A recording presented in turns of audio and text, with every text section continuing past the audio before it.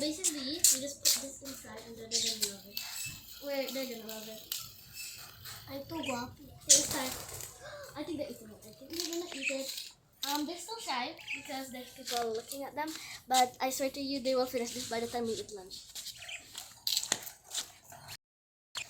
So I think they're just a little scared. Why are you thinking that? Body. I don't think they're scared. Konti-konti lang kasi. You put konti-konti. Okay, so first one. Okay, so let's just put like 1 or 2, and then we're save for later. Because this is just a dessert. They're eating it. Finally. So the girl is still eating her lunch. She's serving dessert for later. Saving. So we're just going to. I'm just going to here.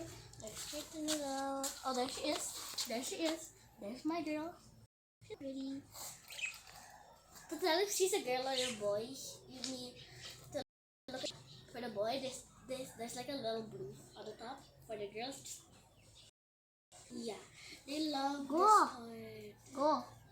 Go. And they're eating yours. Not mine. There's daddy. Look at how many birds we got.